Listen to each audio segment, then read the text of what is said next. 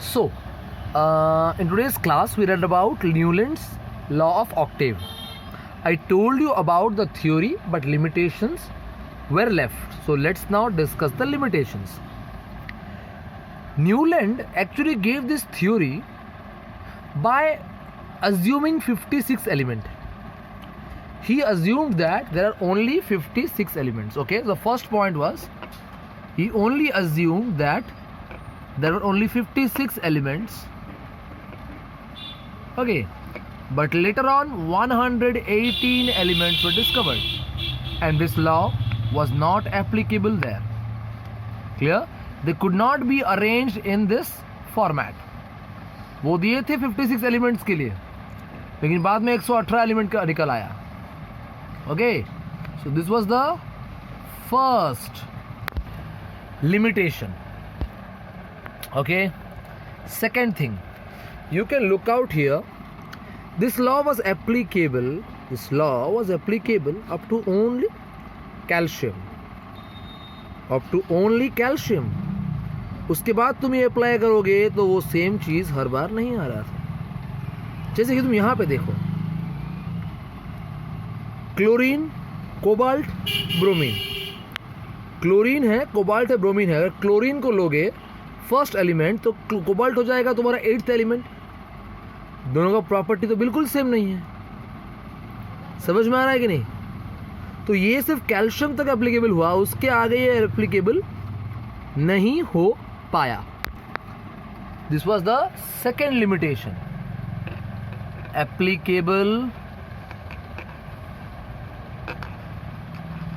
Up to calcium.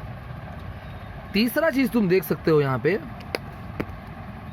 एक socket में दो एलिमेंट, एक प्लेस पे दो element. How it is possible? हाँ, वो भी अनलाइक है. तुम देखो, कोबाल्ट निकल को एक जगह रख दिया गया है, वो भी क्लोरीन के साथ वो लोग मैच नहीं कर रहे. Okay, so 2 elements in 1 slot, that too unlike, एक जैसा नहीं है. क्लियर? क्लोरीन के साथ कोबाल्ट का कोई रिलेशन नहीं है. समझ में आ रहा है? Fourth point, iron. देखो, आयरन का प्रॉपर्टी कोबाल्ट और निकेल के साथ मिलता जुलता है. क्लियर? लेकिन तुम देखो वो लोग उस सेक्शन में नहीं है. क्लियर?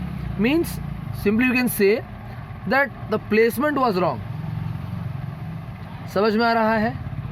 पहला पॉइंट बोला गया था कि 56 एलिमेंट्स के लिए वो दिया गया था, लेकिन बाद में 118 डिस्कवर हो गया. पहला लिमिटेशन. दूसरा, सिर्फ कैल्शियम तक एप्लीकेबल है. तीसरा, 1 slot 2 elements, that too having unlike properties. Clear? फिर जाएंगे हम लोग एक और पॉइंट पे, that is iron have the similar property with cobalt और nickel, but their placement was not correct. This are the 4 limitations. ये है वो 4 लिमिटेशन न्यूलैंड्स लॉ का. ध्यान रहे, कल मेरे क्लास में ये चारों पॉइंट्स, मतलब यानी मैं पूरा यहाँ तक को पूरा टेस्ट करूँगा. समझ में आ रहा है? तो अच्छे से पढ़ लेना. If any doubt, if any problem, please tell me. Okay, have a good day.